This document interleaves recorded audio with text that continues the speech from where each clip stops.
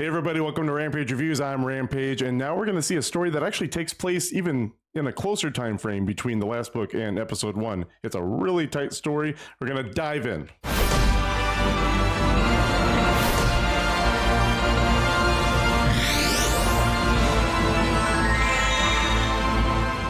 So the book we're looking at today is Star Wars Darth Maul Shadowhunter, and it's written by Michael Reeves. It takes place in 32 BBY, and I want to just correct a mistake that I made in the last video. Cloak of Deception actually took place in 32 BBY also. I said 33 BBY the last time, but it's actually, just like I said before, directly before episode 1. It is a really tight story. There's a lot to it. I don't know that it was one of the most important stories that I've read, but it was still an interesting book, I suppose. One of the Neimoidians named Hoth Manchar was getting a little skittish about serving Darth Sidious, and they're about to plan the blockade on Naboo because of the protest of the taxation on the free trade routes that we've seen in previous stories. There's a meeting between Sidious and the other Neimoidians, and Manchar's not there, and Sidious is like, where is he? And the other two are like, we don't know. So they actually have to send a bounty hunter to try to look for him so they can bring him back because they don't want to be punished by Sidious. Sidious knows that they're lying, that they don't know where he is, or at least suggests that they're lying, and he sends Darth Maul to go look for him. Manchar actually reached out to an info dealer named Lorn Pavin to sell this information to, and he actually put it in a holocron to sell to him. So now you got 3 people that are going to meet this Neimoidian. Well, fortunately, upon trying to meet with the info dealer, there's an explosion, Manchar dies, and the holocron is left at the crime scene to where Pavin notices it when he shows up and pockets it. Maul shows up and was aware that there was a holocron. His job was actually to secure Manchar or kill him if he told anybody else, and then kill anybody else that he told. Manchar's already dead, but then Maul realizes the holocron's taken. So now he's going to go try to find Pavin in the holocron. There's a big chase throughout the entire book. Eventually, Pavin meets up with a Jedi Padawan named Darsha Asant and a Jedi Master named Anun Bandara, who the Jedi Master was actually master to that Padawan. The Padawan was actually sent on a mission to the Crimson Corridor on Coruscant, which is just a little dank location, I assume, just a lowly location where a lot of crime takes place. She's there to try to pick up a contact that the Jedi are trying to bring back to the Jedi Temple and to bring him back alive. Well, she fails at her mission. She has to go tell her master that she believes he died. He's like, oh, you don't know if he died? We need to go make sure, and then we'll report it to the Jedi. So he goes with her. Upon looking for him, they run into Pavin, who's running from Maul because he knows that there's probably people after him for this information. He finds out that he's being chased. They meet up together. There's a big chase. Maul's trying to look for Pavin the whole time. A lot of different action sequences take place during this chase. Eventually, Maul catches up to Darsha, Pavin, and the Jedi Master, and also there's a droid named I-5 that Pavin owns. It always seems to be a cool little sidekick droid for some of these guys. I actually kind of enjoy that when there's a little cool sidekick droid. It makes all the stories a lot more fun. During a skycar chase, Maul is trying to catch up with them and shoot their skycar. Jedi Master actually decides to jump onto his to attack him. Well, that proved to be a bad idea because he actually ended up being vaporized by, I believe it was like another big ship by accident or something, but he's dead. Maul then has to chase after the other guys. He eventually meets up with Darsha. Darsha knows that she's outmatched and realizes she needs to create a distraction so Pavin and the droid can get out of there. So she creates this explosive distraction, which Maul almost sees it coming, but it's enough of a distraction to where she dies in this explosion. Pavin actually then gets frozen in carbonate by his droid just outside of the room, and when he is, Maul is looking for him to make sure that he's dead and is unable to find him, and he's unable to sense any life forms around him either because he's frozen in carbonate. I guess that made him not detectable by a force sensitive. Pavin is melted from the carbonate. He has to go tell the Jedi what happened. Pavin finds the holocron on the ground and then picks it up. Then he realizes he has to take it to the Jedi. So upon doing that, he later finds Maul by accident. His droid ends up giving him this piece of a skin on a monster that they ran into during the chase where Maul was chasing them. And it was this monster that called the Tausen that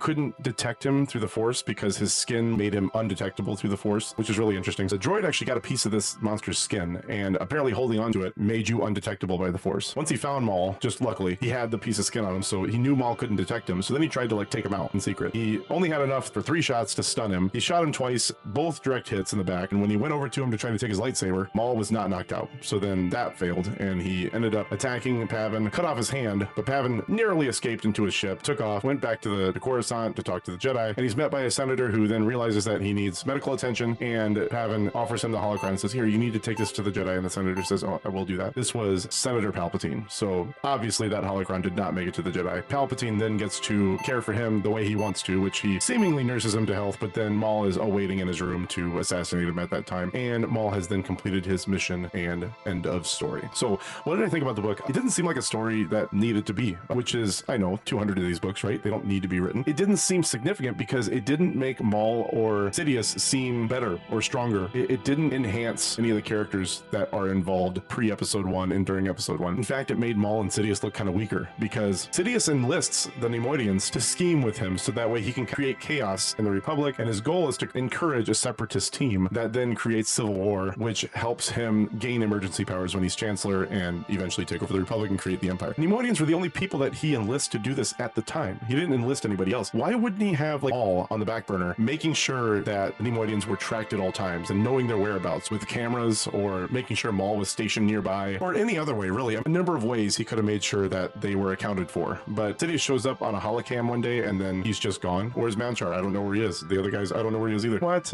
I don't think that's Sidious to me. Sidious is careful. He's scheming. He knows what's going on at all times. The fact that he had to dispatch Maul to do this and it took so long just doesn't seem Sidious. Not to mention, when Maul chases after these people, he's having a hell of a time doing it. He does kill the Jedi Master, assists in killing the Jedi Master. The fight between him and Darsha lasted way too long. He does kill her in a relatively quick amount of time. Darsha was so much less skilled than Maul, especially from what we've seen from him on Lockdown. He seemed unstoppable, and he wasn't even using the Force in that book. I know they're two different books, two different authors. I know they're going to be portrayed different, but the fact being, he wasn't enhanced in any way. And the book is about Darth Maul. So in the book, it's called Darth Maul Shadow Hunter. He did not seem like a better hunter in this book than he seemed like a warrior in Lockdown. I didn't see that. So I'm sorry, Michael Reeves, but a story did not improve upon the situation in Star Wars during that time. With that being said, even though I just totally crapped on the book, it was still a fun read to some extent. Not the most fun read I've ever seen, but let's get into some of the more interesting things that I found in the book. Exar Kun is identified in this book as being the creator of the double-bladed lightsaber. He is the first one to create and use one. He's obviously one of the most skilled Sith Lords of all time, so this would make sense. I'm not aware if he's canon. I guess I could have looked it up before making this video, but if you know if he's canon, make sure to leave it in the comments for me below. But just an interesting little tidbit. The only weird part is that they say Exar Kun existed a millennia ago, which I believe a millennia is 1,000 years, which is when Darth Bane existed, in what most people would consider canon. I know it's not officially canon, but I think that's been pretty universally accepted in the storyline, that Darth Bane existed 1,000 years ago, created the rule of two. We know that's at least canon. So Exar Kun being alive 1,000 years ago, that doesn't jive. I think he was alive way earlier than that in most canon, or most storylines that are accepted. So that whole little excerpt doesn't really jive to me. It is canon that Maul is from Dathomir. He was either born to a random Dathomirian witch, or he was born to Mother Talzin. I think in Clone Wars, he is son to Mother Talzin, from what I remember. If that's different, let me know in the comments. In this book, they say that he's from Iridonia, which I haven't heard of that world yet, so I don't even know if that's a world that's expanded upon in any other stories, but we know that not to be true. He's a Zabrak from Dathomir. Get it right. Fall of Darth Maul is one of the most interesting arcs in Star Wars, and especially because Sam Witwer really touched on this when he talked about how Darth Maul coming back alive might have seemed really weird to a lot of people, and why would you do that? Oh, he's alive? How can that even happen? But he also said that the cost of him surviving was great, because there was a lot of things that happened that he had to sacrifice for him to stay alive. He was feeding on mice and rodents and other rodents and insects to stay alive. He had the spider legs attached to him that he found from scraps at the place that he was dumped after he fell down the big corridor. And also he talked about how Sith Lords, they persevere because of their hatred and their unfinished business to stay alive. They are so strong with the Force that they can will themselves to stay alive as long as possible. As long as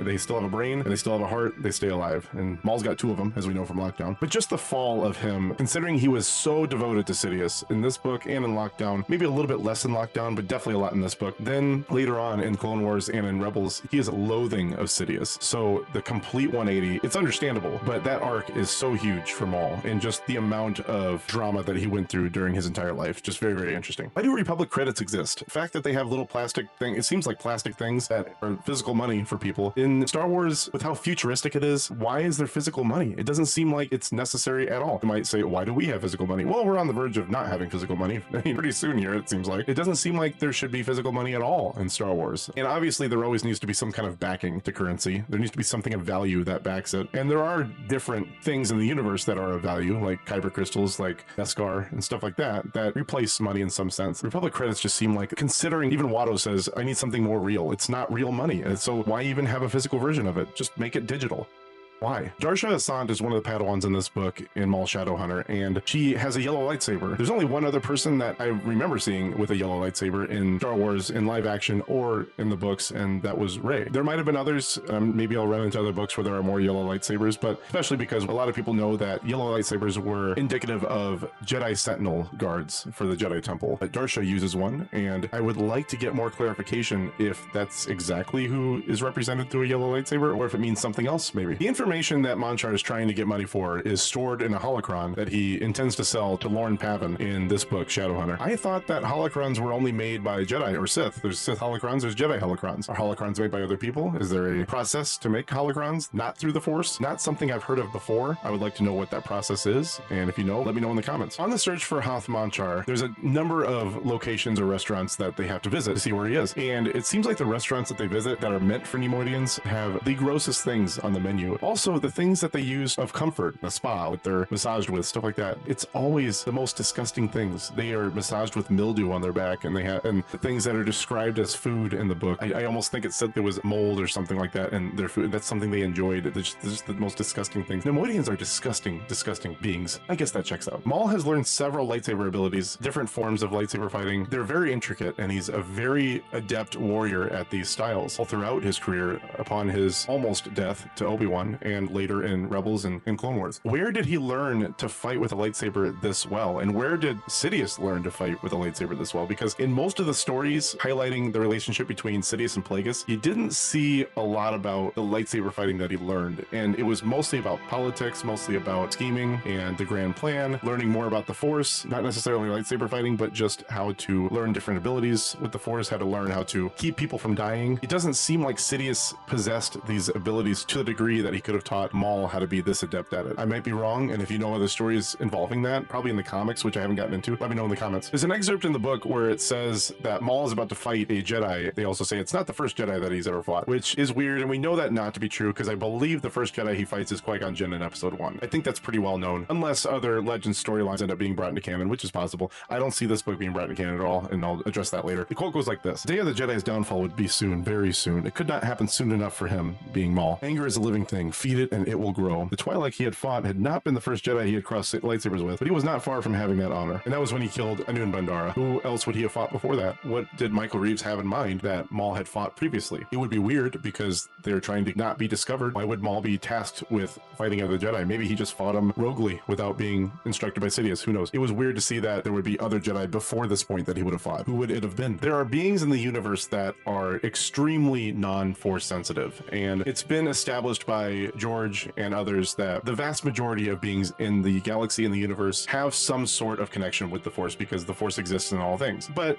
just like there are people with varying abilities and skills, there are people that have the least amount of connection to the Force possible. You find out that Force sensitives have a very hard time discovering those people, much like when Jedi and Sith are able to disguise their connection to the Force so that other people don't discover them. So I guess this point makes sense, but it increases an advantage that someone like that might have against a Sith or a Jedi later on. The Tausen is a large creature that I mentioned before in the book that comes upon Darsha, I-5, and Pavin, or Lorn Pavin, in this big cave that they were trying to run through to get away from Maul. And Darsha doesn't detect the monster at first because the monster's skin doesn't allow it to be detected by a Force user. It doesn't go into the origin of this monster, the Tausen. But later on, you find out if you cut the skin off the Tausen, you can use that to be undetectable through the Force. I don't necessarily know if I would want that to be brought into canon. It seems too easy, but if it was a very rare monster, I guess I could see a use for that. It seems like the Jedi are ignoring sign after sign that the Sith exist. There's so many things that happen, it seems like, pre-episode 1, during episode 1, later, that the Jedi should be able to know, or at least have a suspicion that the Sith exist. And maybe it's attributed to their arrogance and their complacency that they just never thought of it or noticed or just completely counted it out. But there was even a scene in the book where one of the Hutts was cut down, named Yanth the Hutt. He was cut down by a lightsaber. Seemed clearly like a lightsaber wound, but Obi-Wan was the one that was investigating the scene, and he said it either had to be a lightsaber or a really, really strong blaster. And pretty sure we haven't seen any really strong blasters that can cauterize wounds instantly. It seems to be a trait that's exclusive to lightsabers. So So for Obi-Wan to count that out that quickly, they were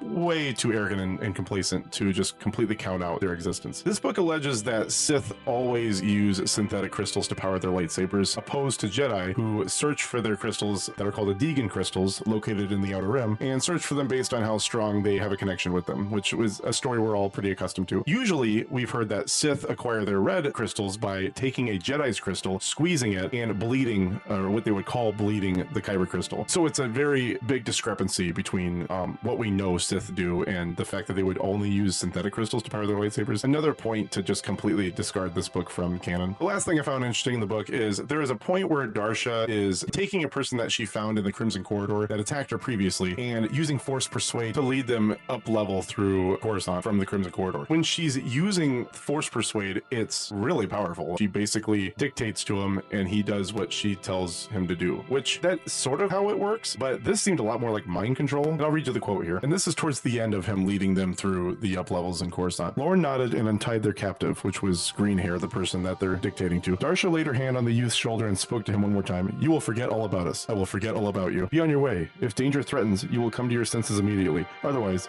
you will become yourself again after an hour. Go. And Darsha added as he turned to leave, get a haircut. I suppose you've kind of seen it in that way, especially when like Obi-Wan talked to that guy in the bar in episode 2, where it's like, you don't want to sell me death sticks. It's like, I don't want to sell you death sticks. You want to rethink your life. I want to rethink my life. So that kind of happens, but the way Force Persuade I thought was supposed to work is that you suggested something to the person and they were encouraged to take that suggestion very strongly and then thought of it as if it was their own thought. So not necessarily you're dictating everything that they need to do from point to point, but that you just said, you should do this. And they're like, oh yeah, I should do this. What she was doing seemed way more like mind control than Force Persuade. That's the end of the things I found interesting. This book cannot be brought into canon. There's too many things that differ from not only canon content, but existing Legends content and things that just don't jive with what we've universally accepted as a timeline flowing through, even if it's Legends content. There's a lot of Legends content that we consider headcanon that is likely to be brought into canon or could easily be brought into canon. And this book does not even, it seems like not even attempt to coexist with any of that. Now, in defense of Michael Reeves, this book was actually written in 2001. So it actually was written 2 years after episode 1. I can't remember when episode 2 came out. I think it might have been 2001. It was written so closely after episode 1 that there was probably a lot of material that Michael Reeves didn't have a chance to compare to. If anything, people after that just chose not to take his stories, which,